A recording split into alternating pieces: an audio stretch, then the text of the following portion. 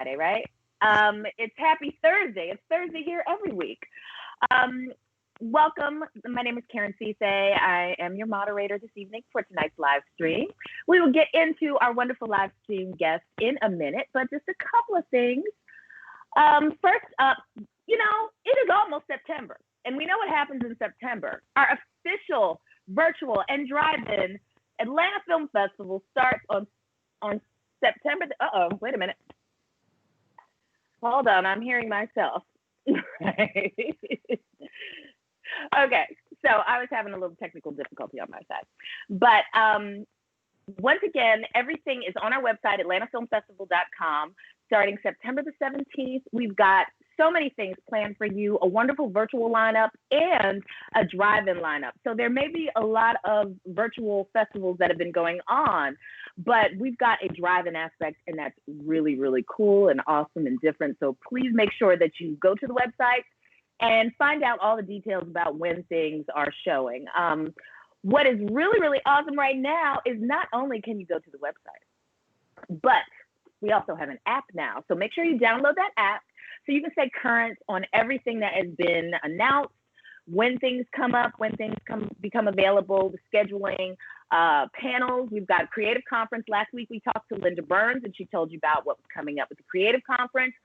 We should know soon who's going to be on what panel and when those will be available.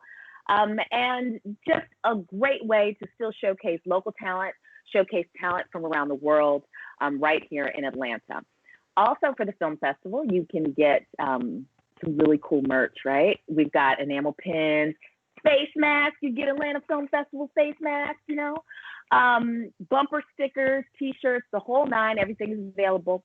Everything is available for purchase online. So make sure you support. You know, this has been a different year for everyone. So if you have the opportunity to support your film festival in different kind of ways, this is a great opportunity to do so. Also, if you take a look on the website, you can see the announcement of the screenplay winners. And so they were just announced, and you know, we like to make sure that it's not just about films that have already been produced, but films that we want to see made. So go to the website, get some more information, make sure you download the app, make sure you're following us on Instagram, on Facebook, and, you know, YouTube. I don't know how you're watching this, but it's available on a number of different platforms. So, oh, wait a minute, one more thing. Bad pricing. New bad pricing is also available for the festival. So again, all on the website. Take two now. We're getting into our second part, our best part, when we talk to a local artist here from Atlanta. And we've got someone really cool. I thought it was awesome. We've got Evan Hodges, composer. He's a film composer, also for different games and whatnot. Evan, welcome. Hello. Welcome. Hi. Okay, we wanted to, okay, wait a minute. All right. I'm having a little audio challenge right now. I'm hearing it in two places, right? Live and the feed. So hold tight real quick, and then let me see if we can fix this real quick. Hold tight, Evan. Hold on.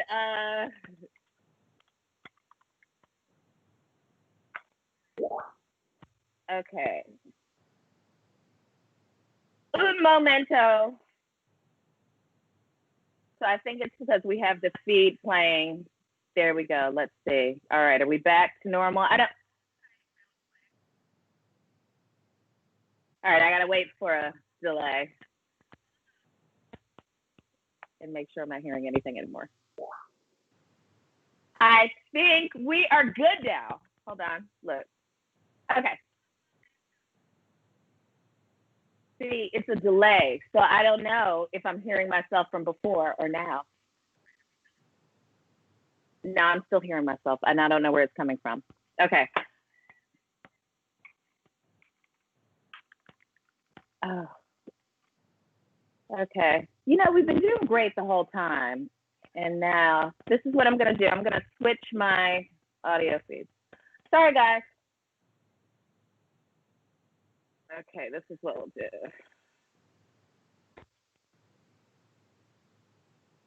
All right, Here we go. Let's see.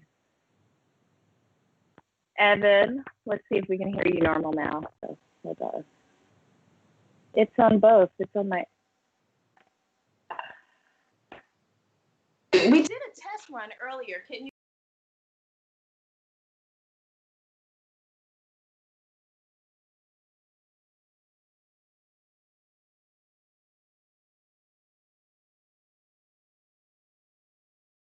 If you could give me a thumbs up or something to see if we're all good on audio on your end. I think that's a thumbs up. Yes, it is a thumbs up. Thank you so much. Well, look at that. And we had a tech run right before this. Thumbs up or something to see if. No, I'm still hearing myself in a delay.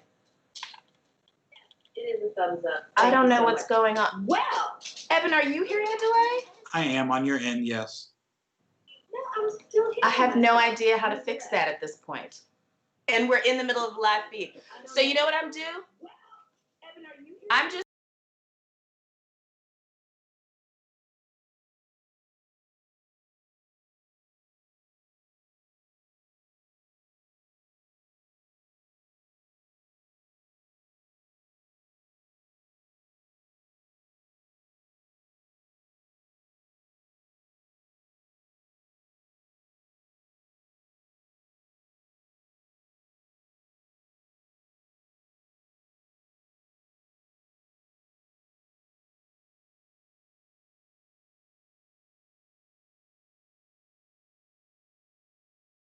A film composer. And you've got all the equipment behind you. That's right. That's right. I just wanted you to flex a little bit. No worries. Hey, technical prowess to help out there. You realize that I was a professional musician, and there's always the show must go on, right? You got to keep playing. So it's no thing. It's no problem. Right. That's what the what's kind of cool just about in general. This whole year is just kind of going with the flow. And it's like so many things are just happening and we're like, what's next? And we just got to deal with it, right? Yeah. So how have you been dealing with all the stuff that 2020 has thrown us? It's been interesting. As you know, I'm, since the name Evan Hodges, I'm a film composer. So I write music for film.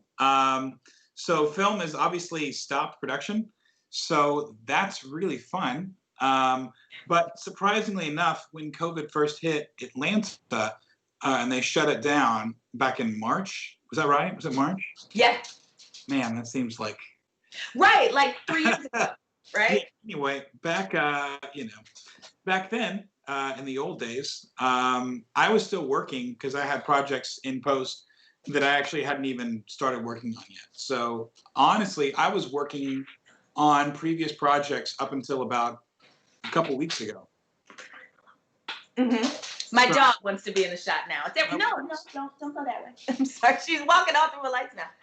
Why is this happening today? Go on, Evan. I apologize. Yeah, no worries. But it's been it hasn't really affected me right now. I had a kind of a live stream with some other composers for a company that I work with, and more so or less, it's not right now. It's going to be bothersome for post people. It's a couple months from now, which is back when I was talking about it, because we were already working on projects that were in post, that were already filmed or being edited, and now that all those are kind of done, there's this kind of dry spell until things start ramping up in production again. So I have odd jobs that come in, but bigger projects, bigger film festival, or bigger like feature films, I'm not really doing right now. So how is that? Because you work on a number of different types of projects, right? Like it's not just film. You do gaming as well, or? Yeah. I just finished a cartoon show that I scored from storyboards, and I did a video game a couple years ago. I'm in the process of writing music for another game as well with a local game company. But yeah, you kind of have to do a little bit of everything, and it's really fun because a lot of my influences are not just film, so I'm able to kind of dive into influences that I was really into when I was a kid. So yeah, it's been kind of weird. Artists are people that kind of need the moment to create, but then when you're a professional artist, you have to do it on deadlines. And now we're in this place where we feel like we should be creating, but there's no deadlines, you know? So how have you been able to do that kind of pressure? Yeah, I mean, I started, so when I'm not writing for film, I write music for a placement library that I work with. And then I also write my own compositions. I do that to keep my chops up, to continue to write and get better and stronger as a composer, but also as a producer of music. So even though there's not any work right now, I am slammed with work. So. Oh, so you're one of those people that are like self-motivating, one of those people. Are you one of those artists? I showed this the other day to another interview that I was doing. These are 3 notebooks that I have. One is for all my social media content for the next 2 months. This is literally like my to-do list for every single day that I have listed out. And these are like notes on projects that I'm working on. So were you always organized like this? Yes and no. I was a great C- student in school. But in college, I was. Warren Buffett had all C's. I'm just saying. I know. But I excelled in music, and I love like building things and like casting visions. So they just kind of go hand in hand. So I'm a dreamer, and I like to like plan and do, try to do really big things. And the only way you can do big things is to do small things constantly, and step your way up. So well, let's talk a little bit about school then, because arts programs are always kind of underfunded, especially the arts are way underfunded in the state of Georgia. But it's like the arts are what everyone relied upon during the quarantines. And that and bread making. Bread and alcohol. Right? lots of alcohol. That's right. But how do you think schools need to work harder to make sure that students who excel in arts, excel in music, and not necessarily math or science, are put up on pedestals as well? Yeah, I mean, encouraged. Yeah, I know. It's interesting. My oldest daughter is extremely talented. I have 2 daughters that are 10 and 11, and my oldest one is extremely like detail oriented, like literally has like the first day of school, she had every single thing like organized, and like she was like Monday 1, and then she put a little tab. I wonder where she got that from. Know, that seems odd and just totally and then my other daughter is like super free spirited, and she's very creative musically and artistically. And my oldest daughter is actually a really good little baker. But I've always, my ex and I both always try to, explain and like show like how the arts are really important, and to essentially practice those as well, as much as you can. So. Yeah, it's so funny because growing up, I was one of those kids that was good at like math and science and arts and had to play the choose game. And instead of, it seems like now, and you've got kids at those prime lessons age. Yeah. It seems like there's so much pressure to focus on one thing as opposed to seeing the variety of things that you may be good at to develop over a period of time. Yeah, for sure. Do you as a dad, how much pressure, well, I don't want to say pressure, but how much encouragement goes to them spreading around and seeing how many different things they're interested in? Yeah, I mean, my studio, before COVID, I had a space at a post-production facility, so I would always work. I would take the girls to school, I would go work, and then I'd pick them up. And then we just, I was just a dad when I was home. But since I had to move my studio into my house during the season, my girls have seen me work, kind of meticulously, like I work all the time. And so, they're actually interested in music production and learning how to write stuff, and they want to help like write music with me. So it's kind of cool. There's kind of a little bit of a silver lining in that. So did you grow up in a musical family, a musical household? Yeah, I did. My dad he built trumpets. He was a musician, but he built trumpets for the Bach Company, which is a really prestigious instrument company for brass. And he was a really brilliant man. He designed and created a lot of patents on instruments. And my mom played piano. We had a family band. I sang and played The triangle, yeah. You were the triangle, huh? That's right. Very good. That's right. No cowbell though. That's right. No more cowbell. But yeah, I mean, I grew up listening to. Or I'm sorry. do you have siblings? I do. I have two brothers. My oldest brother played saxophone, and my middle brother played drums. Wow. Yeah. So, but growing up, like there was such good music in my house, like Bach, Debussy, Beethoven, pretty much Vivaldi, like any classical composer you could think of, I was listening to it. Mm-hmm. And it's funny, kind of thinking back on my life, because I've done lots of interviews over the season, and people always ask me like my influences, things like that, and when I got really into film. And, it was like when I was 4 years old, I remember watching Star Wars and being like enamored with the score and with the story of it. And like when I was in middle school, I remember that's when Attack, or was it? No, I was in 6th grade. The Phantom Menace came out. Do you remember that really god awful movie? Yes, I was way older, but yeah. Well, it's okay. Well, just let's pretend you were 14 with me. Okay. Same age, right? Same wavelength. But I remember buying the CD, which was this thing. It's ancient technology. It's like a disc, and you put it in a thing called CD player. Right. You press like a play. That's right. You press the play button. That's right. But I had the soundtrack from that movie, and I literally dissected it. At a middle school, like trying to learn all the parts, trying to transcribe it, and those is just, because I just listened to, I had the great, like my parents gave me so much good music to listen to, and I was really fortunate for that. So, yeah. And it's so funny because we started off talking about how arts and sciences were kind of so different, but math, music is all math. And, I'm a really good mathematician, actually. It's kind of funny. Right. And I am like a musical theorist, so I do a lot of.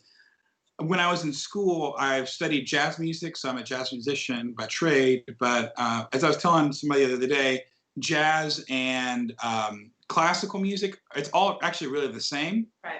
The only thing that's different is how the notes are played. Classical music, the notes are played straight, so dum dum dum dum dum dum dum dum, and jazz is ba-do-ba-da-ba-ba-beat-up. So it's just the way the note is swung or the way the note is played. But the melody and the harmony and the structure and the foundation is all the same. So it'd be kind of similar to if you were to compare it in speech, someone's accent versus like. Yeah, same thing. Yeah, you're still saying the same thing. Tomato, tomato, right? Literally. Right. It's just the inflection of it. So, I'm very much a theorist in regards to like understanding harmony. And I do a lot when I'm writing music. I have a melody. Actually, I'll sit down with a piece of paper and I'll chart out, like literally chart out, like, okay, I'm in A flat, and I want to find a really slick way to get to, essentially a very odd key change. Well, let me do the math to figure out how to do it, because that's all music is. It's just math. Right. So. Right. And it's just, it always, it's amazing for me. I mean, I studied piano. Okay, when I say studied, I took piano lessons for several years. Mm-hmm. But, my grandma played the piano, my mom played the piano and everything. But I wasn't a musician, you know what I mean? But in taking that, it was always so interesting to me that everything always broke down into like a 4 count, 8 count. And you can never really make something be a 10 count or 16. It always. Oh, you can. But it's not. Is it off then? Is that when we get into rhythm? I mean, it's not off. I mean, that's how you get into odd meters, like take 5, ba ba boo ba dee ba dee ba ba bee da da da. That's just in 5. Or the Mission Impossible theme. Uh-huh. Bum bum bum 1 2 3 4 5. So that's an odd meter. So yeah, I mean, you can do odd meter stuff too. So. Okay. See, I told you I took lessons, but I don't. It's okay. Hey, it's okay. Everybody's got a Casio in their keyboard in their closet somewhere, so it's totally right. Right, and then I'm a maestro on GarageBand. Let me just tell you. We're bringing on the GarageBand in the conversation. Look at that, yeah, GarageBand. So everyone can be a composer, right? That's right. Just like iMovie. If you have iMovie, I'm an editor now. That's right. So so film composing. We talked about. You mentioned Mission Impossible theme. We talked about, Star Wars. I remember when it came out, and just. Cool side note. So I'm on Black Lightning, and Damon Gupton plays my husband, and he's a conductor. Like that is his trained profession, and he is conducting with I think the Cincinnati orchestra, and his first thing was conducting the Empire Strikes Back theme.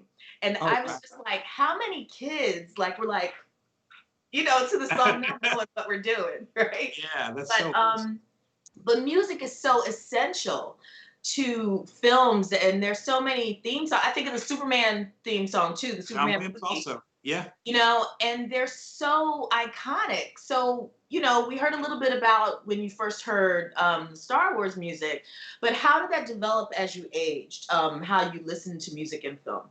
Yeah, that's interesting. It's really funny. I grew up in a really small town, and it was Athens, Alabama. Uh-huh. If you haven't heard of it, it's totally fine. It's next to Huntsville, next to the Rockets. So, but there was not really any access to any kind of artistic culture. It was pretty much, are you an Alabama or football or Alabama or Auburn fan? Right. And that's pretty much it. Like, I'm sorry if you're from Athens and you're listening to this conversation, please leave. But you know, but look at the outreach if they're from Athens and they're listening. I know, right? I know. Hey, mom, what's up? But no, but yeah. So you know, I was really fortunate, like I said, to have great. My parents gave me a lot of access to great music, and it's interesting how good people who like good music typically like good film and good art. It's all kind of cohesive. But I remember finding, so I would watch like all the traditional films, like, you know, Indiana Jones, you know, Star Wars, E.T., Jaws, like anything that George Lucas or Steven Spielberg did, pretty much. I just had my hands all over it and just played it on repeat on my VHS tapes. And I remember when I got into high school, I saw this movie called Memento. Yeah, exactly. So that movie was really crazy because it was the first kind of like artistic film that I saw that really kind of changed my perspective on what film is, how film can be, it's not just entertaining, but it also can be psychological. It can be thought-provoking. And so I started searching out like really good film and just trying to really dissect it and study it. And during that time, I got really into electronic music because I didn't want to just listen to classical music my entire life and jazz music. So I got into like Radiohead, Bjork, Portishead. I got into like a lot of electronic stuff.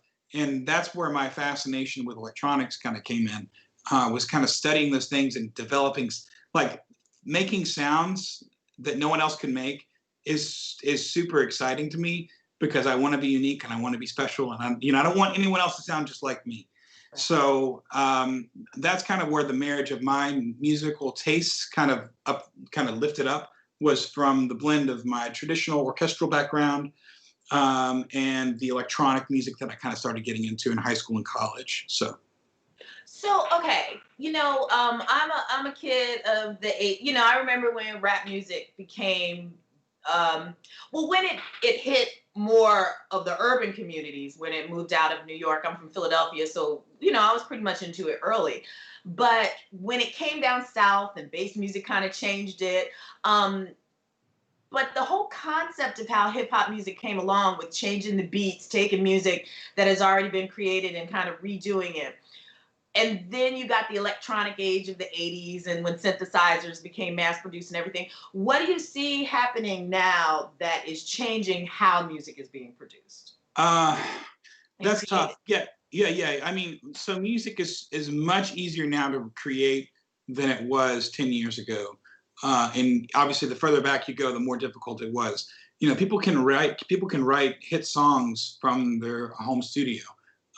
So the access to computers and technology has made it much easier. But the difficulty of that is because because software is so easy to get now. If you have a couple $100 in a machine or like a computer, you know, and a MIDI keyboard, you can make music, right?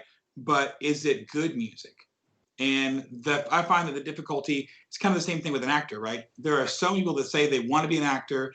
They study, they do all these things, right? But they're not really actors. And I'm not saying it to sound condescending, but the thing is you have to be even better at your craft to stick out above the people who are just kind of, you know, making music or acting, you know? So have the qualifiers changed then of what, you know, makes something good music versus, I mean, of course it's subjective. Yeah, that's the thing. There's still a skill level and there's still talent Yeah, yeah. I mean, it's tough. I mean, I've scored a lot of films, and I've scored films with great actors in it, to where it's like truly, it's like the story is great and the acting is good. So honestly, it's like I don't even want to write the music. I don't want to. I just want them to act, and I want this. I want the story to tell itself, and I'll put music in when I feel like it's needed. But I've been on the other side of it, where the acting is so bad that it literally lowers everything else.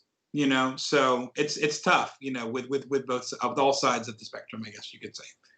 It's so funny. There's why am I forgetting it? Faison Love. He used to be on what show? I can't even remember now. But of course he was in Elf, which is my favorite movie.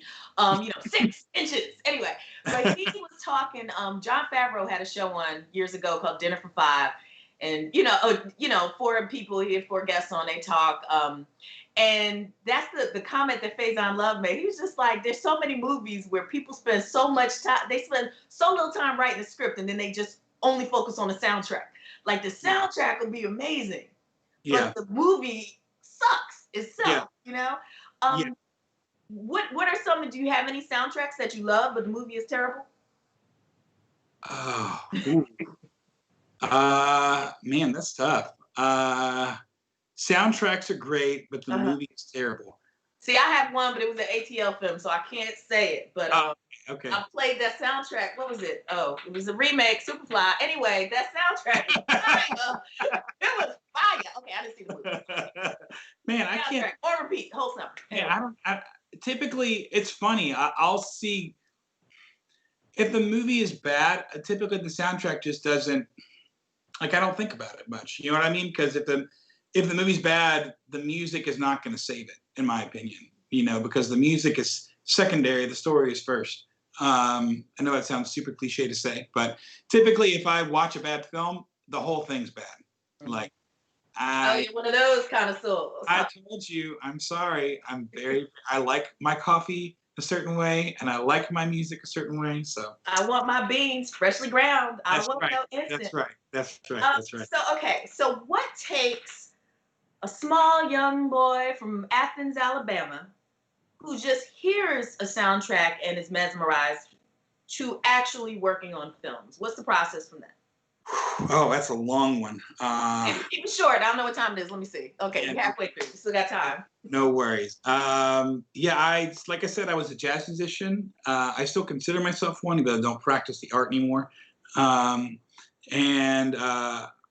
came to Georgia State to study, and I played acoustic bass, and I was working like 6-7 nights a week, playing gigs and teaching and going to school and being a dad, and all those things. Yeah, I was 22, 23, 24, somewhere in there. 24, 25, I don't know. I was young, so I had the stamina to do it. But right.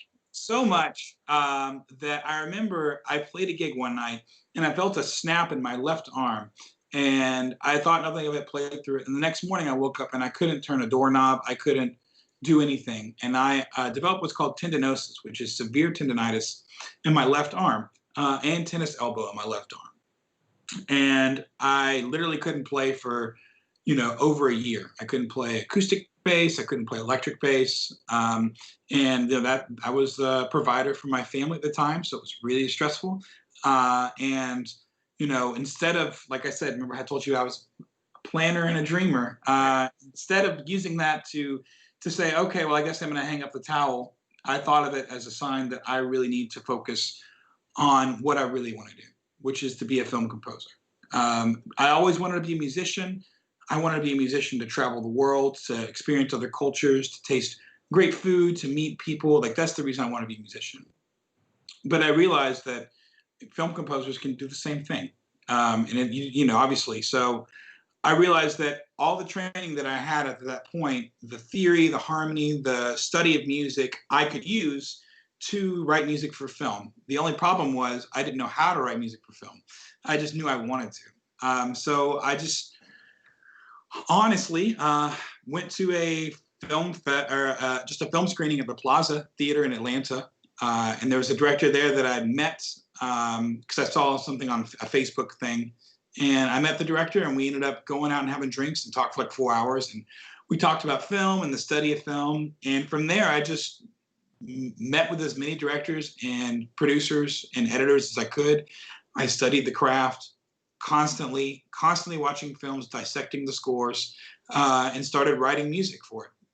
And I wrote music for 2 years for free until I started getting paid for my work. So that's kind of when that happens, right?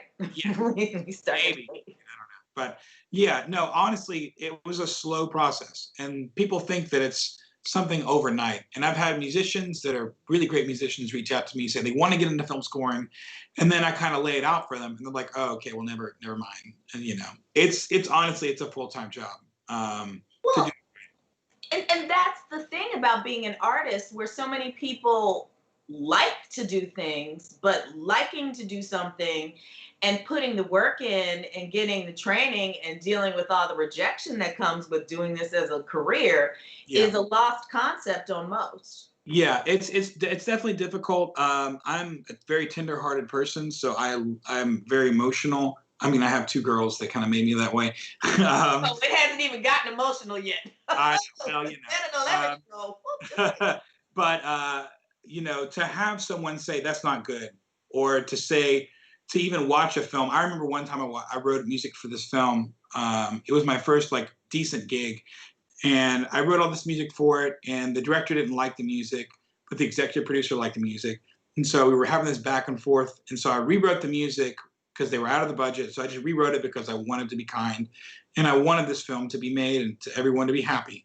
And the night of the screening, the director pulled me aside and said, "Just so you know, I replaced all your music with temp tracks." And it was the most embarrassing moment, like literally. I've never worked with that director ever again, and I don't think he's ever directed anything since. But yeah, it was kind of a not a cool move to do. But I realized, bridge with you, I'm sure other bridges were burned. I said, if he burned that bridge with you, I'm sure other bridges were burned as well.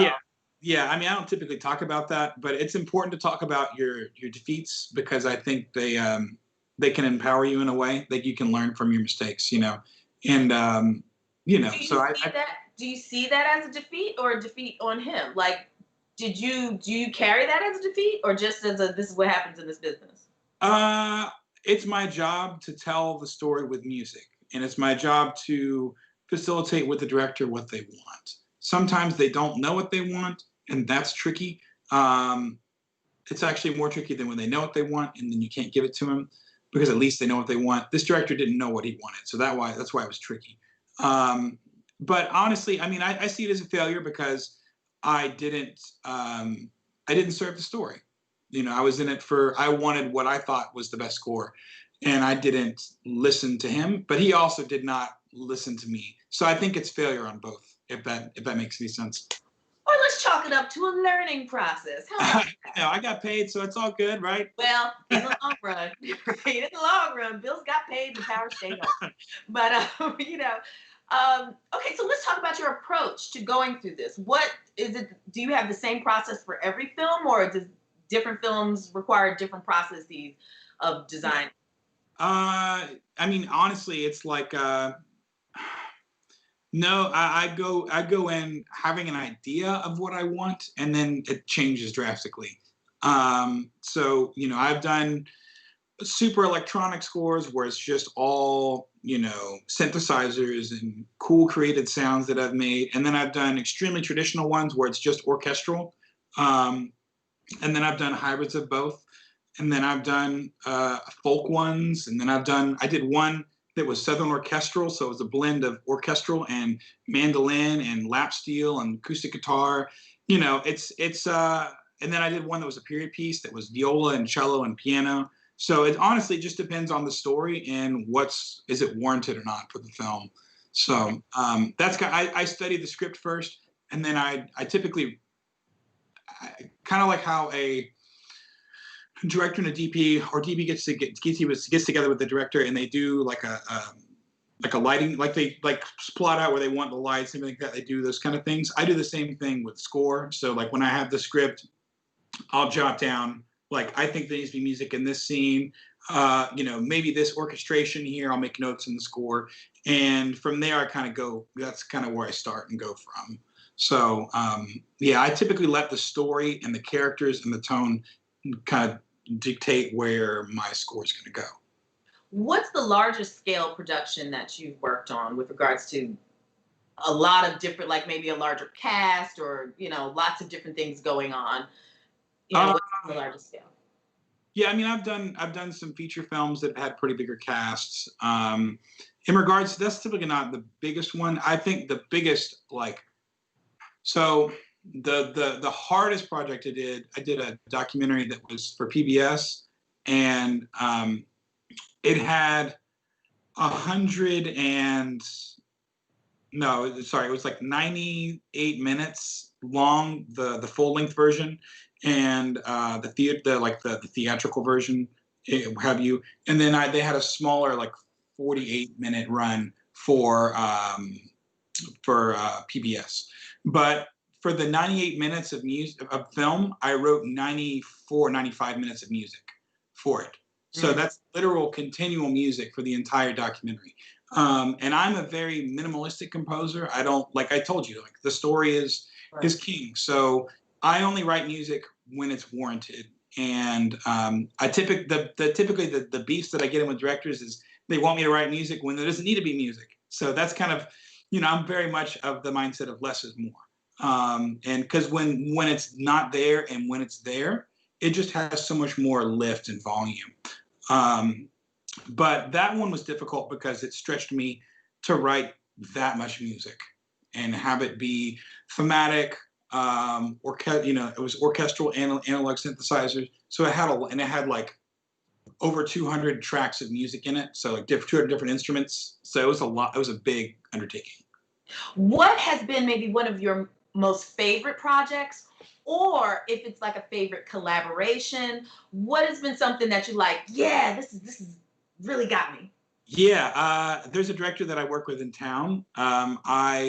He's a really good friend of mine, and I scored his film that went on to be like over 50 festivals. And I actually went to New Mexico with it. We went to, where else we go? We went to Wisconsin of all places. I went to York, England with it.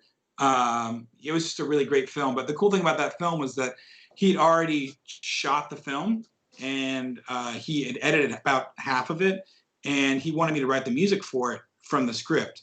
So I didn't see any footage, and I wrote the music, like the opening scene, and he dropped it in Premiere, and it literally like timed on the cuts, like literally beat per beat. And it was one of those really rare moments. And from that relationship, I've started to write music in a much different way, where I'm writing from scripts and I'm writing on the pre-production side of things. And I did that with a dance documentary film that's in production right now. And I wrote 8 interpretive dance pieces. I worked with the director and the choreographer, and they essentially would give me the script. They gave me the script, and then they gave me kind of notes and ideas of what the scene was going to be, and I wrote all the music for it. And the cool thing about it is it's shot in like it's a one shot, so all that is a movable stage. So all the songs essentially funnel in together, in and out, weaving in and out. Mm-hmm. And I had learned that, but I was able to do that because I did that practice early on with my friend, that director. So what is something you really want to do? That you like, this would be cool if I could get to do this, or work with this type of person or something? Yeah, I would love. I am a huge fan. Not only am I a huge fan of like John Williams, things like that. I'm a huge fan. Like I said, I was a nerd as a kid, still am to this day. But but I would love to write music in the anime genre. So I don't know if you know of Studio Ghibli. I don't know if you've heard of those. Spirited Away, Princess Mononoke, all they're okay. It's okay. It's beautiful, beautifully drawn film, and it's in the anime genre. But the stories are flawless stories. Like they're just so great, and the scores are beautifully breathtaking. So that's the next project I would love to do, but you know, I don't see that happening anytime soon. But that's a big kind of dream. So. But anime, it seems like animated things are the one thing that can kind of still go into production, kind of. Somewhat, yeah. Voiceovers and everything. It's not, we're not in person necessarily. That's true. Yeah, that's true. So let's see. We're gonna put that out into the universe. No worries. Yeah. So anyone who's watching, please, if you have any questions for Evan, go on and ask them wherever you are. Krupa's here, making sure that we get the questions. So when you see me pop my glasses back on, that's what's going on. But look, I had a great question, and now I went through some other stuff. But what other type of music do you maybe want to investigate, or you want to, I hear that you got a very strong classical background and jazz, but you're from Alabama, I didn't hear any country music in there, some more blues or anything like that? Not really, no. Yeah, I mean, I was a huge, I'm going to be a nerd once again. As a kid, all I really did was listen to really good music, watch kind of the Steven Spielberg and George Lucas collaboration films on VHS tape. And then I would play Super Nintendo, and then switched over to N64. But I was really fascinated with the soundtracks for video games as well. One of my favorite, my top favorite composers, obviously, are John Williams. I love John Williams. And then the other composer that I really, really love is a composer named Koji Kondo, who's the composer for all the pretty much most of the Nintendo games. So he wrote the music for Mario. Right. He wrote all that. He wrote the music for Zelda. He wrote so much music. So that was kind of like a huge, not only was it film, but the game, like there's a subculture of gamers and people who listen to soundtracks of scores from games. So yeah, that's another huge influence of mine that I wanted to kind of talk about too. So. Well, and I did want to go into that before we go into the gaming, because I went on your website and me and my son and my husband listened to like all of the stuff. I was like, oh, listen to this one. Oh, thank you. Wow. But someone wants to know, how much time should you plan for composition with a film? Like,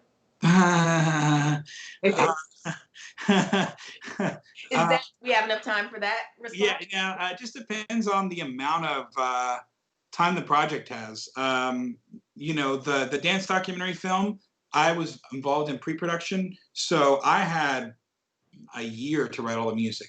And it honestly took me close to a year to write all that music, because I'm writing, essentially these dance pieces that are 4 to 5 minutes long that are supposed to be thematic and interwoven while telling a story. So I had the time and the luxury to essentially just write when I felt inspired. But sometimes you don't have that time to write when you're inspired. So like I said, journals, I slot out of time every single day to write music. I try to write 4 to 5 hours a day of music if I can. Today I did a lot of admin work, so I didn't get to. But when I have a project that has a deadline and I have to do revisions, things like that, I try to write at least 2 to 4 cues a day, which can be anywhere from 30 seconds to 2 minutes of music. Just because if it's a feature film, there's probably 30 to 45 minutes of music. And you typically have that Southern orchestral film I told you about. I had to learn how to play mandolin and score the damn thing in 4 weeks. So I had to write all that music and learn how to play an instrument in 4 weeks. So when sometimes you have the luxury of taking time, but sometimes you don't. And that's when planning and really being disciplined and saying, okay, I know there's 10 cues in this film. I've talked with the director. We know where they are. I've spotted them out. Now I know I have 2 weeks to do it. So I need to allow at least a week for revisions. And then I need to allow, a day or 2 for stemming out the cues. So that really gives me 4 to 5 days to write the music. So planning is really important. Is there a new instrument you want to incorporate that you yet or learn? There's an instrument called an un martineau, which is a French instrument developed by a French composer named Messiaen. And it's a really cool, it's like a combination of like a theremin. Do you know what a theremin is? Yeah, I played in 3rd grade. No, I don't know that. Right. It's an electronic instrument. Do you know Good Vibrations? Yeah. The voice song? That's a theremin. You use your hands to control the pitch. So it's similar to a theremin, but it's on a ribbon. So you can essentially, you play it. It's similar to it's a synthesizer. If you think of like a synthesizer in a lap steel. So it's got a string that you can manipulate. So it's really nerdy, like I said. String instrument. Yes. There we go. Okay. Well, okay, look, and I have 2 different directions to go into, and it's like here. But okay, so this is an independent film festival. You know, most of the people that are mainly interested in Atlanta Film Festival are filmmakers. This is the base. But independent films are always underfunded. You know, and they always have to figure out what gets cut. What is the case to make sure that we hire a film composer? That is in the budget? People automatically assume because they have a friend or a brother's cousin's roommate that owns a copy of GarageBand, like you said that you did, or I am a wonderkind. Hey, the wunderkind on GarageBand. It's okay. But like I said, like what I tell every filmmaker, I had a conversation with a filmmaker last week that wanted me to score his film. He didn't have a budget for score, and obviously I wasn't able to work with him. But plan as much money as you can to set aside for score, because it is an integral part of your film, and throwing in music like temp tracks from Audio Jungle that's been all over the place does your film a disservice. And then on top of that, hiring an inexperienced composer is not great either.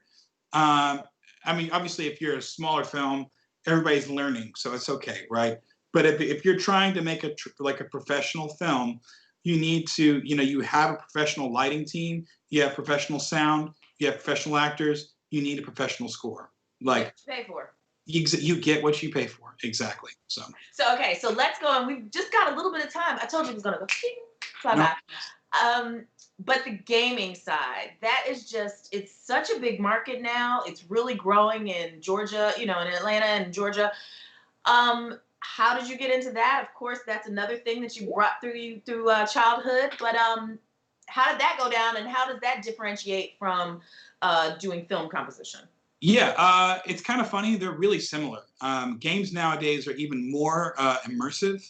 So if you've played a game recently, you're a part of the story. So you can dictate if your character goes left or right, and that will affect the outcome of the story long term. So I feel like even more so now, games are more cinematic in regards to the look and the visuals, but as well as the storytelling. So it was pretty easy to jump from here to here. You know what I mean? Because at the end of the day, it comes down to story. And the cool thing about a lot of those old games that we all know and love the scores for is story building, right? You may not know the Zelda's theme by heart, but I do. I know it as well as I know the Imperial March from Star Wars, because it's a story. You're creating a world. And that's honestly, if it's on a screen or on a screen that you're with a controller, it's the same thing. So. Yeah, it's been, I come from the Atari generation, but it's, when I see my son and the amount of interaction and the amount of time he's spending, and he's not even a gamer like, a lot of these other kids are, but this whole quarantine, that's how he was connected to his friends, Fortnite, watching concerts and whatnot. Roblox, yeah, I know. What? Right. But, okay, so the samples that are on your website, are those did those come from something that you composed specifically for? Are those things that you can sell, or how are those? Are they just samples with work you've already done, or it's a hodgepodge of things. It's mainly just a portfolio of work that I've done. Mm-hmm. I am in the process of revamping it. I built a music library website with all of my music. I have over probably 2,000 pieces of music that I own. So and I want to make it available for directors that don't have a huge budget where they can't hire me, but they can use some music that I've already written. But most of that stuff on there is just kind of like a resume. So yeah, it just goes to show how important music is, because just by clicking on something, I'm not watching anything, and my son's making a sandwich and he's like, it's like we feel like we're in the moment. Yeah. These different things. So how do you we keep talking about storytelling. How do you, as a composer, what is the thought process for telling a story through music? Oh, it's tough. Yeah, it's interesting because I equate just not even like storytelling, but just your life. Like if there's a big moment in your life and there's music attached to it, it's a sensory memory. So, I can I can hear a song and it'll immediately transport me to this time in my life. Yeah. Same thing with the smell. Like if I smell something, I know, wow, that reminds me of my grandma when I was 7 years old and I was watching The Price is Right and she made me food during summers. Like music is such a powerful thing because it transports us to places we've been into places that we've yet to go to. So that's what's so cool about storytelling in film, because like I said, you're world building. You're building a place that people can remember and that they can share those memories with their children or anyone else that they find dear to them. So okay, we're coming to the end. This has been so awesome. What do you find? Now we have this question, but I have a theory on what you're going to say. But how do you manage stress in this business of life, artist life? Yeah, I don't know. Pre-COVID, I did CrossFit. I don't do CrossFit now. I tried it. I tried something. I've got corn. My back. It's not the corn 10. I got the corn like 30. So, but yeah, I definitely think setting like structures around yourself. I'm a workaholic. I like to work 60 to 80 hours a week on top of being a single dad. So, and dealing with all that stuff. So it's a lot. But I think the most important thing is to manage space. So like when I'm home, I'm home. When I'm at work, I'm at work. And when I'm at play, I'm at play. And to not let those things start to interweave, because I can find myself getting back to work when my kids go to bed and being up till 2 a.m, 3 a.m, and then getting up at 7, getting my kids up. And that affects my day the next day. So learning rhythms and understanding boundaries for your workspace is really important. So. Yeah, that's exactly just from what you said about being organized and your books. And that's really where a lot of artists tend to fall short of staying on top of things. And that is what I'm struggling with. Yeah, at the end of the day, you've got to remember it's a business. Like I'm a creative, but at the end of the day, I'm a businessman. And my job is to sell you music and to make you happy with the product. But I can't be so enamored with the craft that I forget to do deadlines or I forget to hustle and get work. So. Right. It's what separates the pros from the players. You know what I mean? People that just want to kind of play at work. Yeah. Really want to do work. And as an artist, you have to be self-motivated. You have to be able to set guidelines and deadlines. And, however, just 2 artists out there is that right now, there's so many of us that just don't know where we're going to be in a month, in a year, or whatever. But the thing about art is that it's always there. And for most of us, depending on where you are in your artistry, you have whatever you need to create. So yeah, for sure. You don't need any money to create. So make sure you schedule time to do that on a daily, weekly basis, and you'll see things happen for you, regardless of what's going on in the world. So yeah, for sure. Yeah, but Evan, this was great. I really appreciated this conversation. I love talking about music, love hearing your process. And I feel inspired to go and set a schedule for myself now. That's right. You need a couple moleskins. They're like the best thing it's the best thing in my studio for sure. Yeah, and it's real paper for those of you under a certain age. It's this stuff called paper that you use pens and you write on. There's just something that's great about like getting a pen and marking it out and you're done with it. So Well, and I believe if it was some sciencey thing that I saw on Facebook, so it must be true. But that when you actually write things down, when you actually speak things, when you actually do things, it actually creates a substance that exists, as opposed to when you just think about it, or do something through when you type as opposed to So for sure. Anyway, I'll let someone else who knows sciencey stuff comment on that.